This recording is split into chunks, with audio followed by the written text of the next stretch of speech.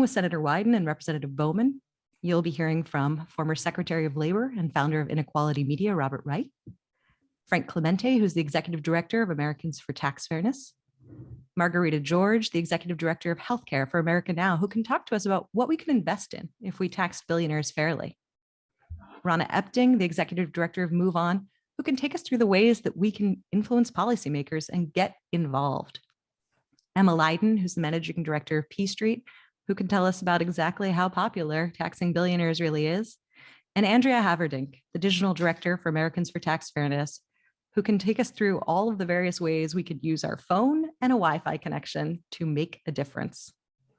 So make sure you stick around because we've got a lot going on. Make sure you have your phones out and ready. Hopefully your screens aren't as broken as mine. And it is my pleasure to now introduce our very first speaker, the Senator from Oregon, Senator Ron Wyden. Senator Wyden is our champion. He has been leading this fight in Congress for a fair tax system as chairman of the Senate Finance Committee, which is the tax writing committee. And we're thrilled to have him here to join us and tell us more about his billionaire's income tax and why we need it. Thank you, Senator Wyden. Maura, I don't want to make this a bouquet tossing contest, but you all deserve enormous credit for pulling this effort together at the Grassroots. We've got a terrific panel of members. I see my colleague, Senator Bowman from the House. So we've got a bicameral effort going, and that's terrific. So let me just kick it off this way. I'm sitting at my kitchen table in Southeast Portland. I'll be having a dozen open to everybody town hall meetings across the state. And again during this period at home, I'm hearing about tax fairness. And you'll have nurses and firefighters and working people basically ask one question. I pay my taxes with every paycheck. Why should the billionaires get special treatment and get to pay taxes when they choose, or in some cases, avoiding paying taxes for years on end? And here is my one sentence answer this tax day. The tax code is unfairly tilted to benefit billionaires, and as chairman of the Senate Finance Committee, I'm pushing throughout the year to balance that tax system so it's fair to everybody, so it gives everybody in America the chance to get ahead. And as I've said at every stop, we want people in this country to be successful. That's part of the American dream. Billionaires are not going to be any less successful if they pay their fair share, just like the nurses and the firefighters. Here is essentially how it all plays out. The nurses and the firefighters get income for their work. The billionaires work it out with their accountants and this battery of lawyers and specialists so that they essentially don't take an income. They get advised, and it's on the cover of publications all across the country. They use something called buy, borrow, and die to pay little or no taxes for years on end. They can have a wonderful lifestyle that way. They can get money to grow more wealthy, but it was unjust before the pandemic, and the pandemic has just spotlighted the unfairness. You mentioned the fact that the billionaires made $2 trillion over the last couple of years. That works out to $114 million every hour of every day the past 2 years. That's a pretty big loophole. And I want to close it with my billionaires' income tax. So those who are at the very top are going to pay their fair share. That's what this is all about. And more, that's why you all are called Americans for Tax Fairness. This is about getting a fair shake for everybody in America. It's about protecting our democracy. A democracy finds it pretty hard to be healthy when the wealthiest few play by a set of rules they wrote themselves. That's not healthy. And you mentioned that our bill involves something like 740 people. If they just paid a capital gains rate, because this is about evading capital gains taxes, the country would raise more than $550 billion over the next 10 years, according to the Joint Committee on Taxation. That'll do a lot to help schools and infrastructure and American priorities. So we don't want people to lose faith in our system when they see these kinds of tax dodges. So this isn't just a fight to make the tax system more fair. It's a fight to protect core American values and American democracy. And I am just thrilled, Maura, to be with you, to be with all those wonderful people up on the screen, and look forward to any comments others have this morning, but really appreciate your pulling this together. Thanks, Senator Wyden. Hey, it's Frank. Hey, Frank, good. Thanks for all the wonderful work you've done as well, Frank. You too. You've been such a champion for us, not just on the billionaires income tax, but on tax reform in general. Hey, just a simple question to help explain to the audience how this works. We know all of us, it's tax day, most of us are paying our taxes because we get our salary, or we get hourly wages, and we pay the money's taken out of our paycheck. In the case of billionaires, we know it's not. Most of them aren't getting a salary that amounts to much compared to their wealth. They're mostly, their wealth comes from their assets that they own, the stock they own, whether you're the owner of last shares of Facebook, last shares of Tesla, Amazon, or you have a private business and you get a lot of income off your private business. But those folks, they don't pay taxes on that increase in the wealth of those assets unless they sell it.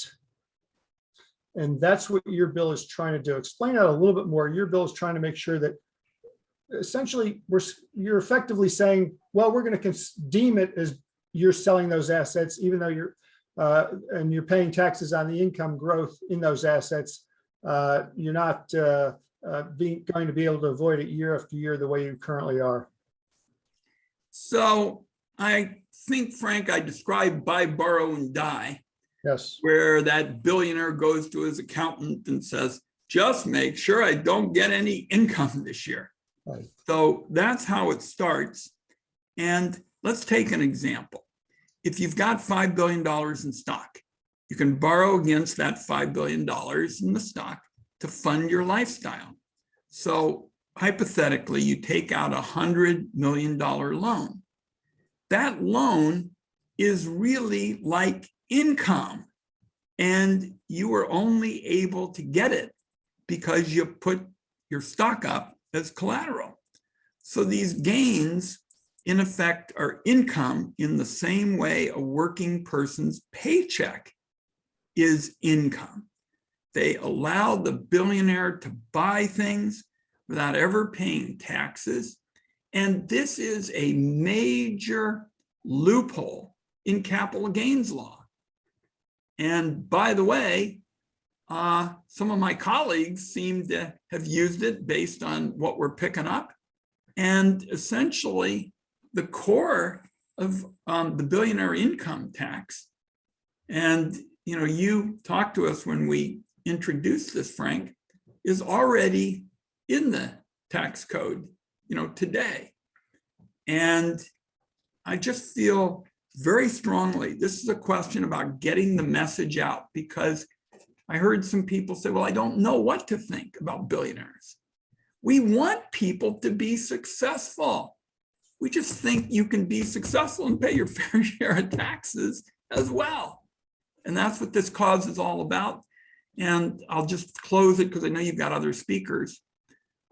when I started this, and you all were helping me and Maura, and we've been at this for years, it was pretty lonely. There weren't a lot of people with us. So I laid out the billionaire income tax. President endorsed it. President's got the billionaire minimum income tax. I think what he's talking about is very solid. We now have members of Congress very involved. Our colleague, Mr. Congressman Bowman, has got his own bill. Want to look at that. But we've got a lot of momentum now. People say this is only fair.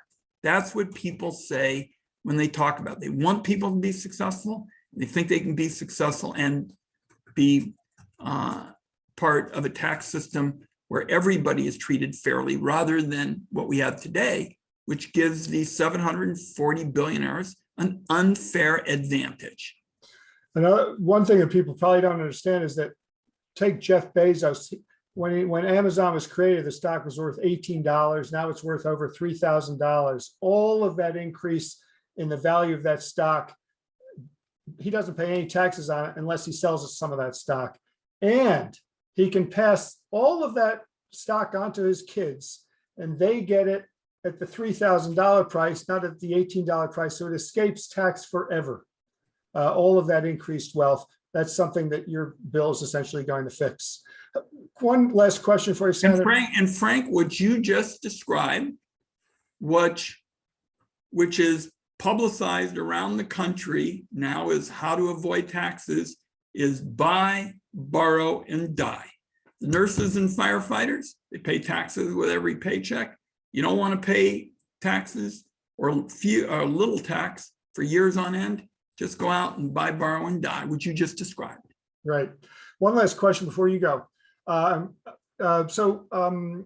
do we stand in Congress? All right. The Build Back Better Act, it passed the House in November. It's been in the Senate. We know the struggles with Senator Joe Manchin getting it passed. Thankfully, he's in favor of of raising taxes on the wealthy and corporations, creating a fairer system. But where do you think we stand on getting the Build Back Better Act getting your billionaires income tax into the Senate passed bill? And if not, where do we stand in general on this issue with Democrats? I'm assuming Republicans they don't even support other forms of taxing the rich and corporations. They're probably not going to support this, but where do we stand with Democrats on this issue in general? The Senate Democratic Caucus believes in two principles. One, the tax code is a broken mess. And two, that those at the very top ought to pay their fair share. And they understand you really can't do that unless you use an approach like ours. Like, there's been discussion of income surcharges. I think those can be helpful in a number of instances. But if you have a basketball team and the owner doesn't pay himself a wage, you're not gonna get them, paying any taxes. So I think we've made a lot of headway in terms of Senate Democrats. The principles for an effort to get moving on this essentially involve prescription drugs and cost containment. Our Clean Energy for America bill, where we throw the tax code in the trash can, and then generating revenue in a fair way. That's what our legislation has really been all about. I think we're making a lot of headway. I think Democrats, when we come back, they're going to say we got to move ahead with the bill. Thank you so much, Senator. Great to have you here. And we're launching this campaign today. You're at the head of the line through the election. We're going to have a grassroots juggernaut from sea to shining sea. And if you had told me we would make the progress we made in the last 6 months, I would have said from your lips to God's ears, and it's coming together. And I think you've got speakers that are going to reflect that. It is remarkable. I don't think our audience really fully understands how major it is. Your proposal and Representative Bowman's proposal is a transformational tax. It's a tax unlike we've seen before. It's taxing the increases in wealth that does not exist at this point in time. And to have come as far as we've come in 6 months is remarkable. And we thank you for your leadership. It closes capital gains loopholes that were just missed over the last few decades as billionaires got together with their accountants and their specialists and they figured out a way to take advantage of these capital gains loopholes, which is what we're closing as it relates to billionaires. Thanks so much. Take care. Have a good day. Thanks, everybody. Next, I'm going to call on Representative Jamaal Bowman. But Representative Bowman's in his second year of his first term. He's from the 16th Congressional District in New York, represents the Bronx, Northern Bronx, and Westchester County. He's already a leader in the Democratic caucus on progressive causes, and we thank him for that. He's got extensive experience as an educator. He founded a middle school in the Bronx and was its principal for 10 years. And most importantly for our conversation today, just last week, he introduced the Babies Over Billionaires Act. We really like that title. And with a bunch of, with three colleagues as co-sponsors. And we're pleased to be supporting it, and we will work hard to get it enacted. And tell us about it, Congressman. Well, thank you so much. Good afternoon, everyone. It's really great to be here with you. And it's really an honor as a freshman member of Congress to be included in this conversation. Thank you, Maura, Frank, Sarah, and the entire ATF team for your leadership and your support and your work. Thank you, Secretary Reich, for your continued voice and leadership on this issue. I'm a huge fan and love your communication and presentation on issues of fairness and inequality. So thank you. Also want to thank Chairman Wyden and the Senate Finance Committee for their work and their leadership in this area. You know, as we see every day at the gas pump, the grocery store, and in rising housing costs, this is an urgent issue, and we need to be bold in our commitment to everyday people. Last week, I introduced a bill that my office has been working over a year on, which I'm proud to say was endorsed by the Americans for Tax Fairness, called Babies Over Billionaires, the Babies Over Billionaires Act. My bill is also co-led by Representatives Bill Pascrell, Danny K. Davis, and Susan Wild, who all three are subcommittee chairs on the Ways and Means Committee. So it's huge for me to be a freshman and to get that kind of support in this particular bill. And our goal is to rectify systemic inequalities in our tax code, and by making billionaires and the ultra wealthy millionaires pay their fair share. I mean, the bottom line is this: we cannot have a democracy without equity. We cannot have a society without equity. And when we have these levels of inequality, it becomes a national security issue. What we've seen historically is the consistent underfunding of education, consistent underfunding of our public schools, consistent underfunding of public housing and the public good. And this is why we see communities and people who feel a sense of hopelessness because they have been historically marginalized and disenfranchised, and they have been victims of policy violence that's come from the federal government because we have not ensured that the wealthy among us contribute fairly to our democracy. This is going to continue to contribute to the rise in trauma that we see in communities, the rise in mental health challenges that we see in communities, the rise in crime and violence that we see in communities as well. So it's way past time for those among us who have the means to contribute fairly ultimately to our system. We all know the numbers clearly show that the tax code lets the wealthy off easy and puts working families under the microscope.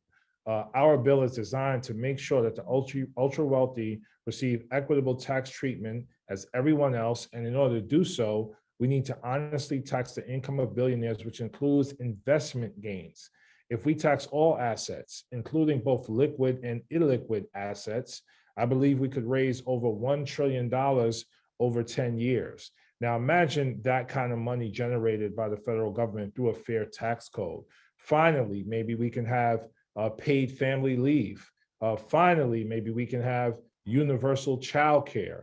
Finally, maybe we can have universal pre-K and all of the things that we need to secure a healthy, thriving democracy and society for everyone. I mean, think about the possibilities. They're endless associated with raising that sum of money.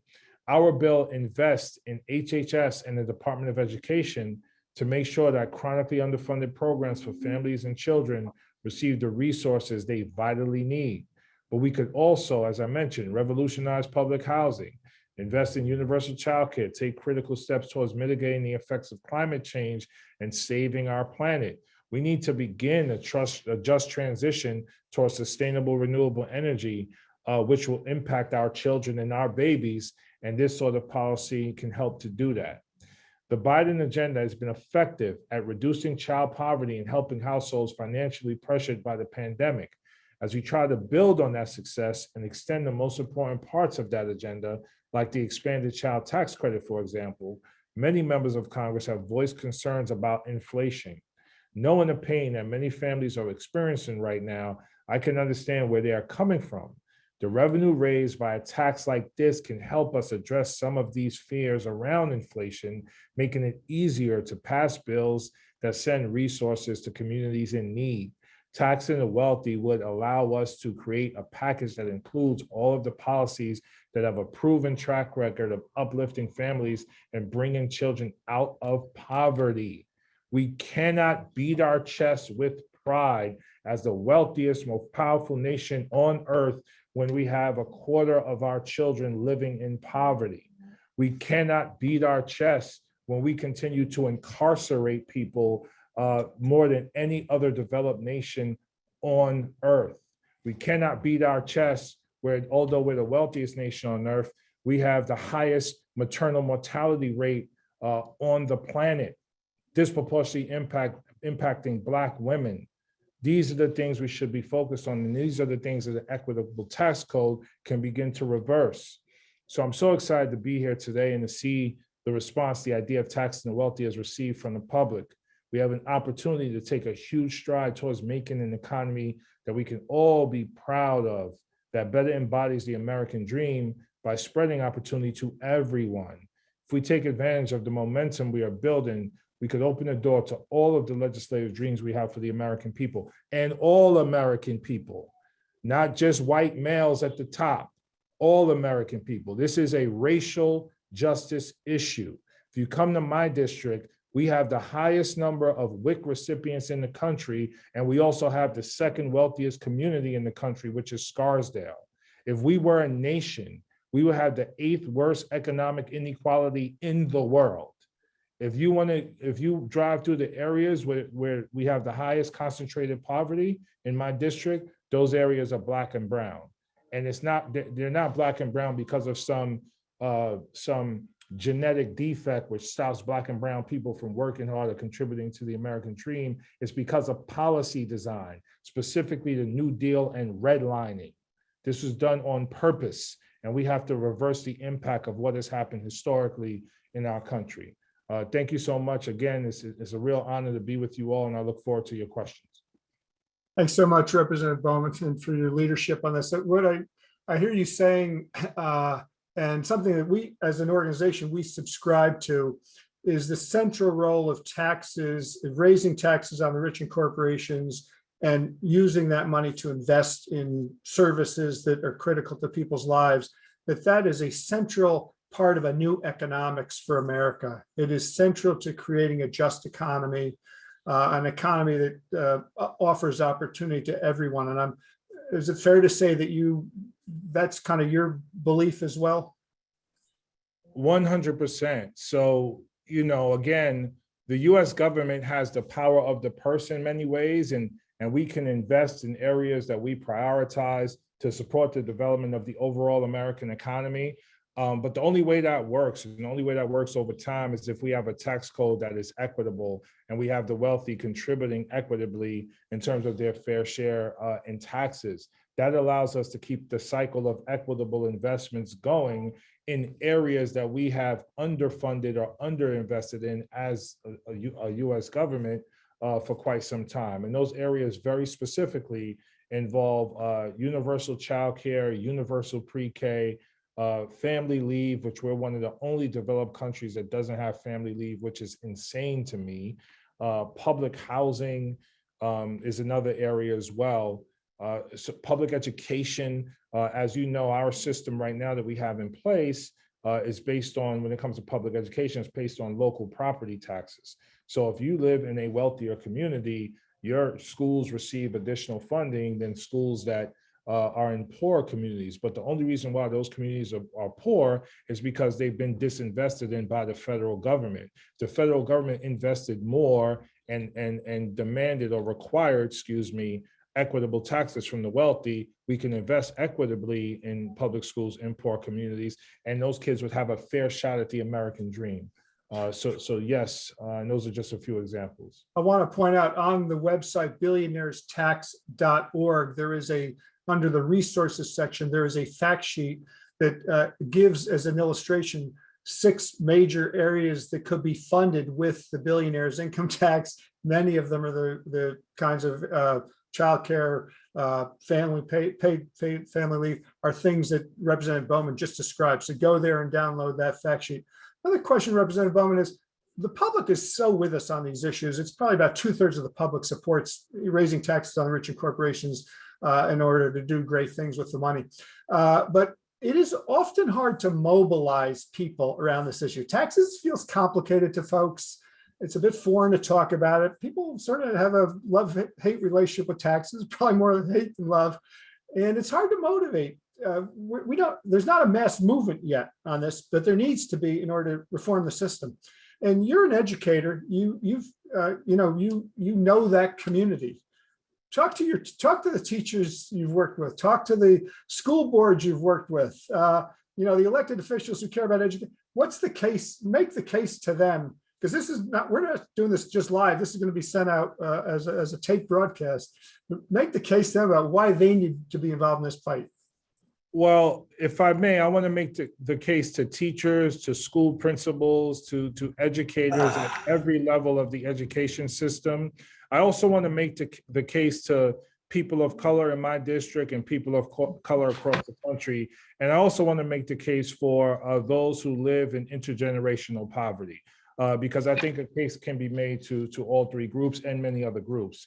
First and foremost, we have done a poor job of sending the right messengers into these communities to communicate with communities by meeting them where they are. I am the first African-American to hold this congressional seat in US history in a majority minority district. As a result of that, I am very humbled and able to communicate with a new group of constituents, if you will, who are now leaning into issues like this. That's number one. Number two, teachers that I've been around and educators that I've been around have been beaten down so much by the system. We've been led to believe that we shouldn't demand better and more, and that we can't do better than we are currently doing. So, we'll take the decent salary with some decent benefits, with some vacation time.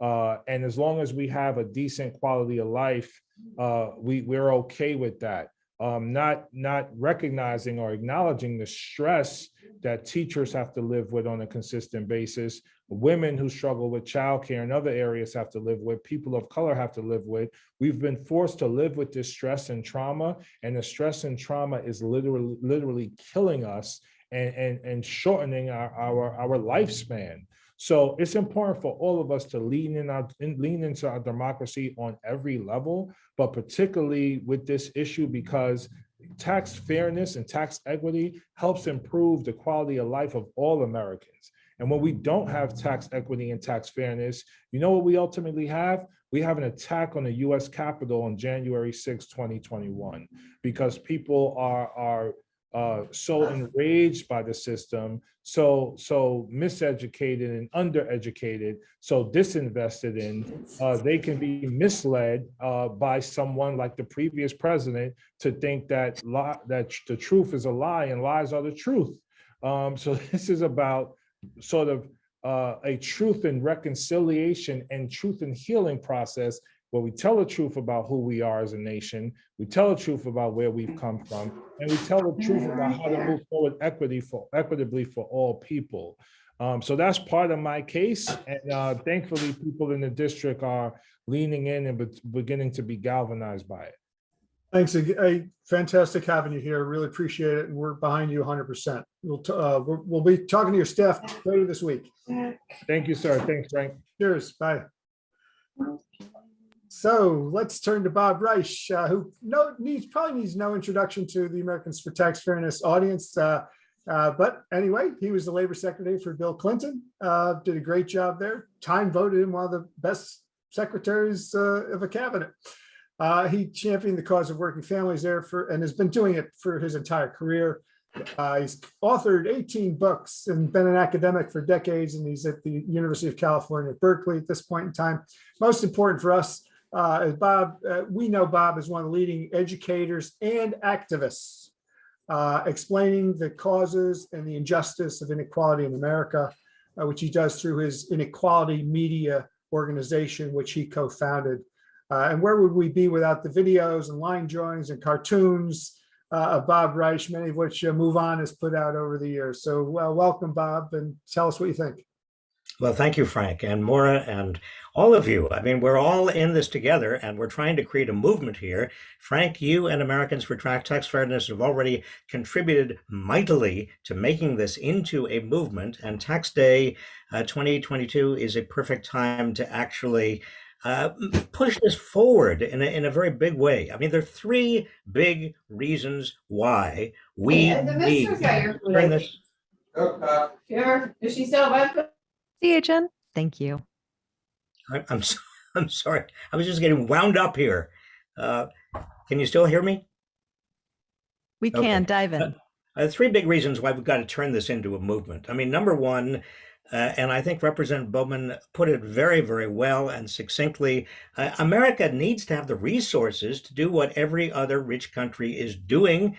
And we do have a lot of resources. We're the richest country in the world, but we don't have the resources actually at our disposal. They're not accessible. They're locked up in these dynasties that are really we haven't seen anything like this since the first Gilded Age of the late 19th century. This is the second Gilded Age we are in right now in terms of a huge amount of wealth and income at the very, very top.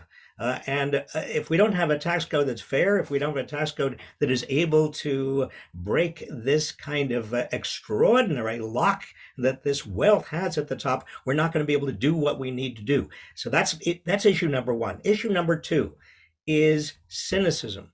And I run into this all the time. I'm sure many of you do as well. I'm sure many of you on this kind of call are running into it. People say, look, there's nothing that can be done. I'm either giving up or I just don't think that we're going to be able to do anything. And I'm sick to death. Well, that cynicism itself is a huge problem.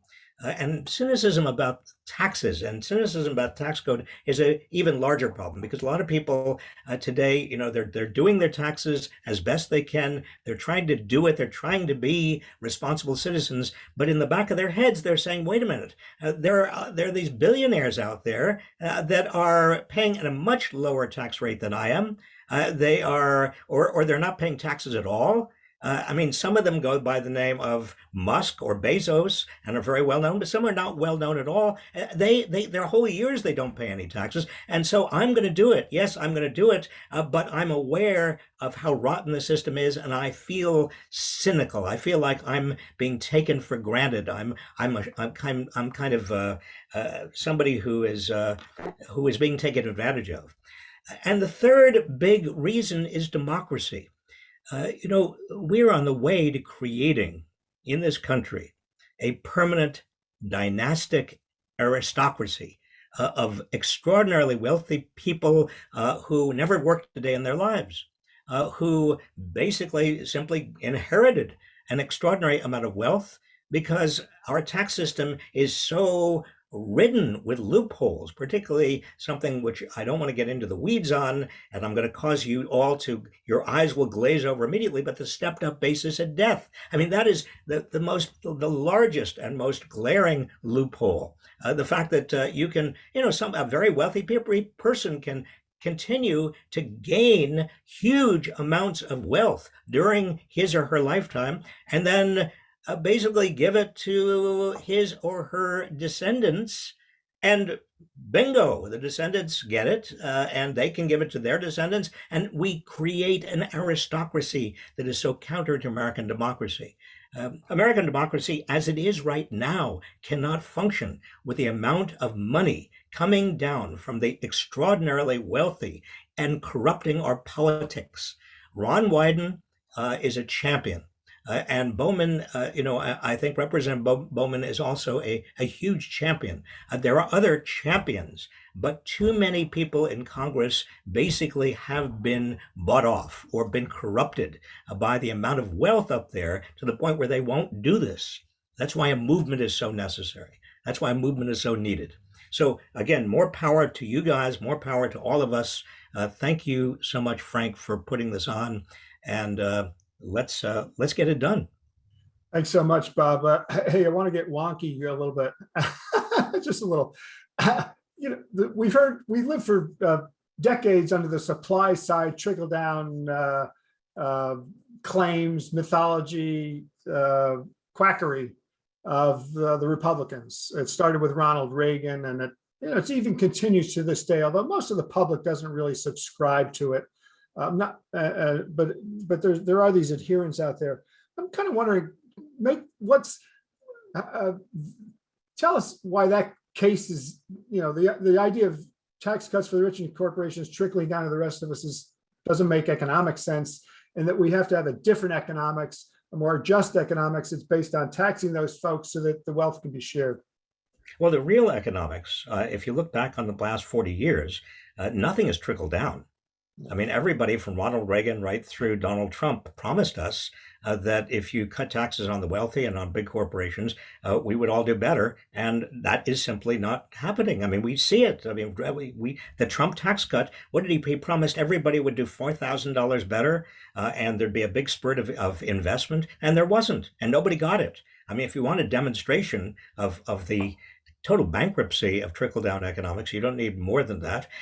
But the reality is a kind of bubble-up economics, if you wanted, or a middle-out economics. I mean, we know that if we invest in education and skills and health of our people and infrastructure, we make people more productive. That productivity generates a larger economy and better life for everybody. That's where it comes from. It comes from the center and the bottom. It doesn't come from the top. Nothing trickles down from the top. Most Americans understand this already.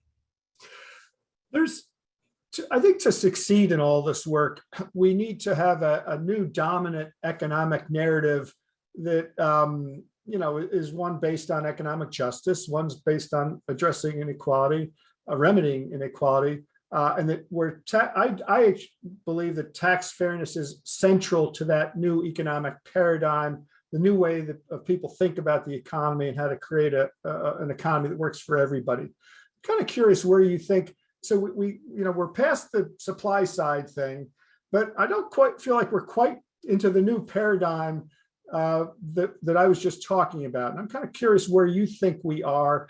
And a lot of this depends on getting more and more.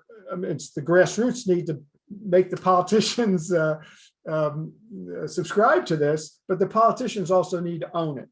And I'm kind of curious where you think we are in this kind of movement building process. I think we've made enormous progress over the last few years. And the fact that we have, at least the Democratic Party seems poised to, with some possible exceptions, and that could blow it all up. But the Democratic Party, almost every Democratic senator I speak with and know is ready to move on fundamental tax reform in the direction that the Biden administration wants. We have a president for the first time that is actually embracing big ideas in terms of tax reform.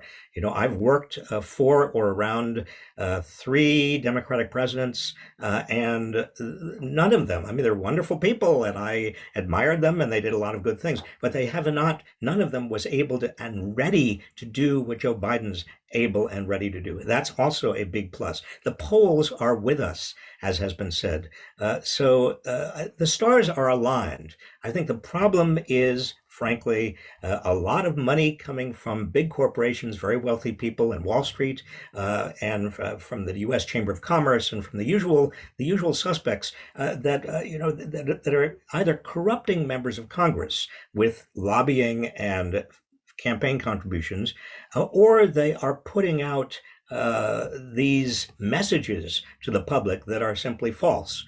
About all sorts of rumors and fake arguments. Well, they're not taking hold, but there are enough of them out there that I think politicians who are on the border get a little bit scared. I think this is going to happen, Frank. I hope it happens this year.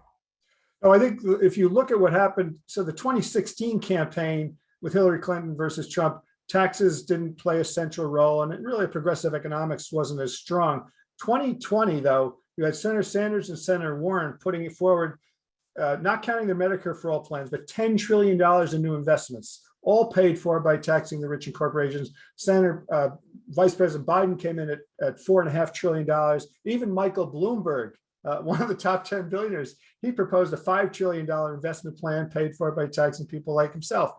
So that the 2020 campaign was so central in moving the debate forward. And then Senator Biden, as soon as he got in office, he delivered on it. His pollster, who happens to be our pollster, thinks that this is a central issue for Democrats to win elections on, is tax fairness. There's no question about it. And as I kind of go around the country conducting my free form focus group with people, that's all I hear. We are in and they say this over and over again, an economy, a system that is rigged against me as an average working person, me as a poor person, me as a Black person, me as a poor, uneducated or non-college educated white person, but an average working person in this country. I mean, it goes across the entire population. People feel like the game is rigged, and a big part of that rigging is the tax system that is unfair, fundamentally unfair. And so this is a great time. If it turns out, and I'm not prepared to concede this, but if it turns out that Democrats lose one of the or both houses of Congress, chambers of Congress in the midterms, obviously it's going to be very difficult, if not impossible, to move forward. So the window of opportunity is right now. Bob, thank you for all of your leadership for all these years. And, you're just, on behalf of everybody on this call, you're a champion for all of us. Thanks so much. Well, you are too, and everybody else on this call is. Take care. I'm going to pass it on to my colleague, Andrea Haverdink. Hey, everybody. Thanks so much for everybody we've heard from. And for everybody in the chat, we see all your sign-ins coming through. You're doing an awesome job. Thank you for your support. If you can also take that support to Twitter, we're using the hashtag #TaxBillionaires, and we're all going to be joining after this call at 2:00 p.m. for a huge Twitter storm using the hashtag #TaxBillionaires.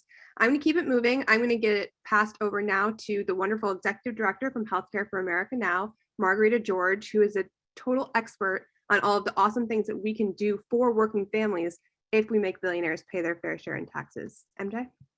Hi, thanks for having me. It's been just fantastic to have been able to work with Americans for Tax Fairness for the last dozen years. And I would say on many things, I am not an optimist, but on the tax issue, I definitely fall into the optimism camp.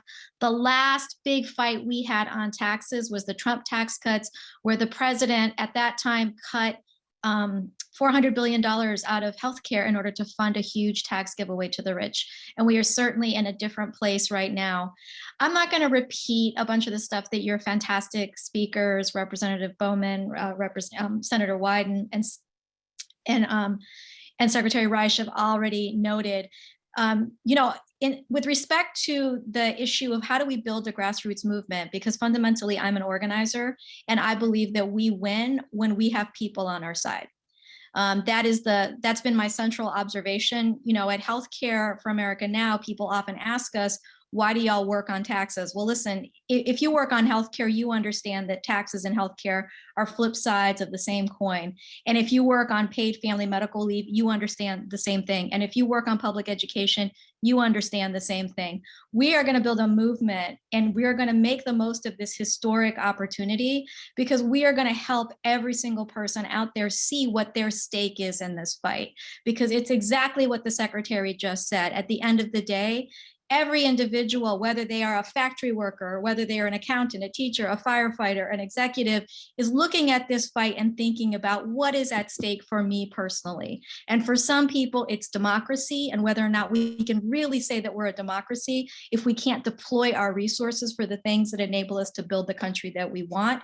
Can we say that we're a democracy if we can't even provide basic health care to everybody in America during a pandemic? Because that's where we are.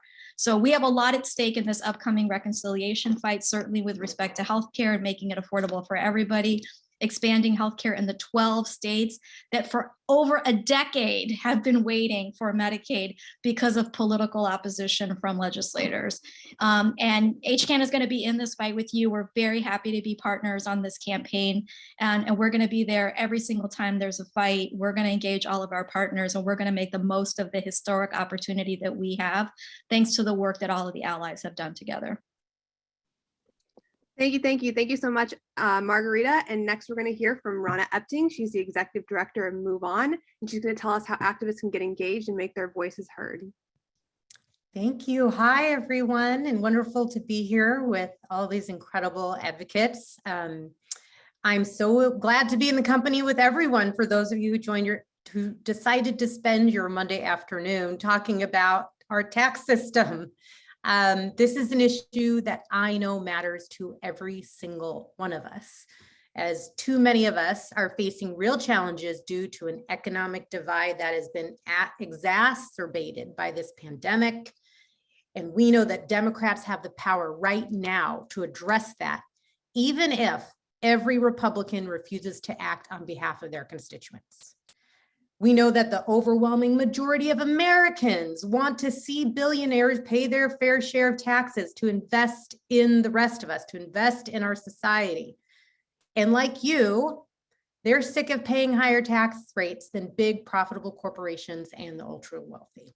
In fact, one of our over 10 million Move On members, Linda, calls our tax laws corrupt. And she said to us, as part of the shrinking middle class, I am tired of carrying the tax burden for this country while the rich get richer and the corporations pay nothing. We see it every day.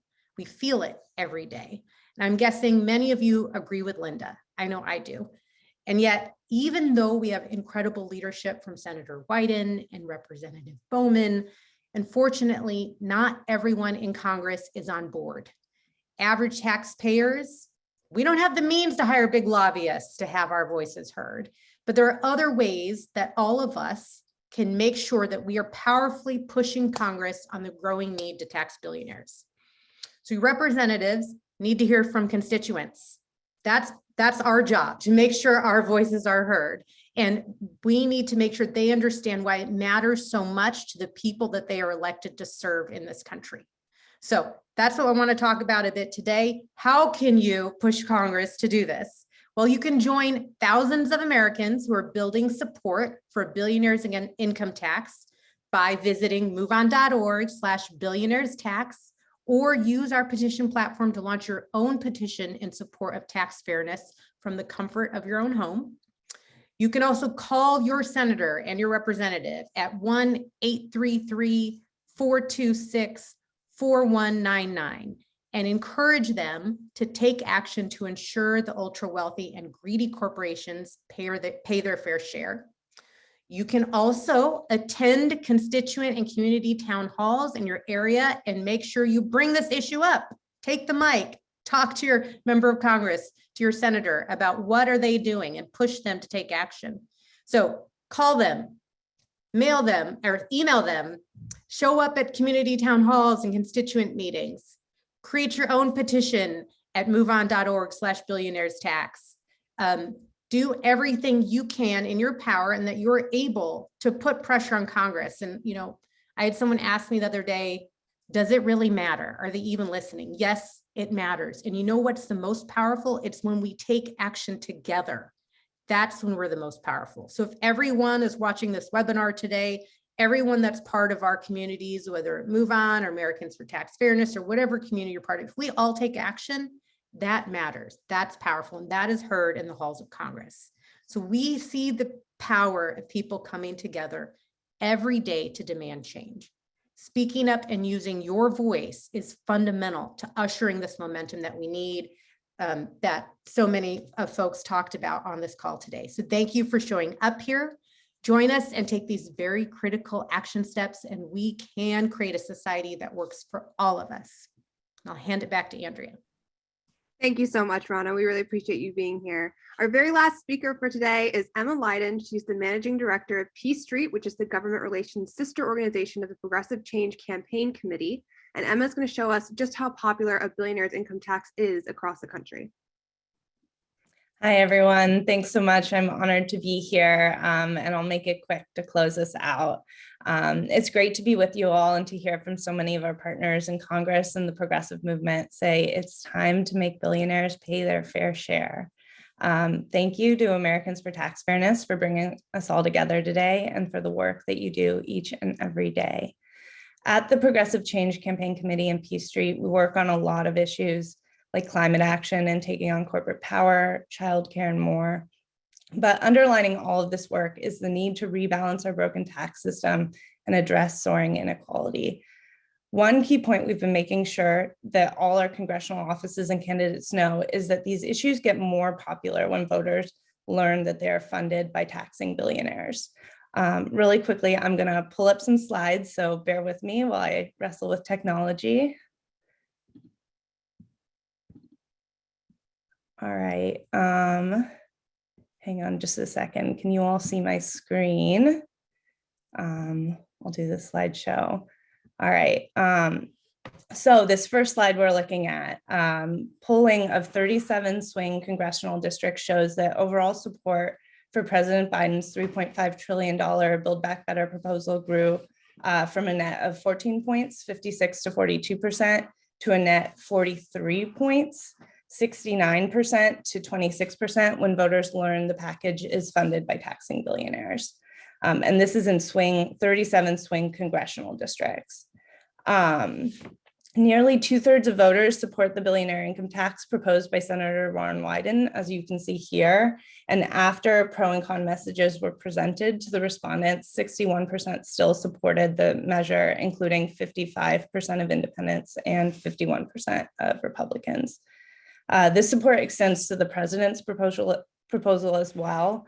Earlier this month, Data for Progress conducted a poll asking voters, do you support or oppose this proposal requiring households worth over $100 million to pay yearly taxes on all of their income, including the increased value of assets like corporate stock? That's President Biden's proposal. They found that 59% of voters, including 55% of independents and 46% of Republicans, supported the president's billionaire minimum income tax. And after pro and con messages were presented to the respondents, 58% still supported the measure, including 55% of independents and 44% of Republicans. So it's clear that voters overwhelmingly support a billionaire income tax and want to see billionaires pay their fair share. That's not just progressives who want to see that, which is great news. So at Peace Street, the progressive alternative to K Street, we believe that if teachers making $55,000 a year have to pay taxes on their earnings, it's only fair that billionaires pay their taxes too. Democrats win when we show we aren't afraid to take on billionaires. We are just 1 or 2 votes away from passing a billionaire income tax in the US Senate. And we're so excited to see candidates across the country adopting this message, from Wisconsin to Missouri to Texas to Pennsylvania. While the ultra wealthy may have the money, we have the people. And if we turn out and vote for tax fairness, we can win. Thanks. And with that, I'll turn it back over to Andrea to close us out. All right, guys, we are now officially in the 2 o'clock hour. Right now, there's a bunch of activists, a bunch of organizations, members of Congress, all using the hashtag #TaxBillionaires together on Twitter. You can use it on Facebook and Instagram as well. Everywhere that your voice can be heard, plaster the hashtag everywhere. And don't forget to go to billionairestax.org, because that's where you can get all of the ways to take action, as well as going onto social media, becoming a social media champion, signing the petition, all of that good stuff. So billionairestax.org, click take action and join us right now, #TaxBillionaires. Thanks, everybody.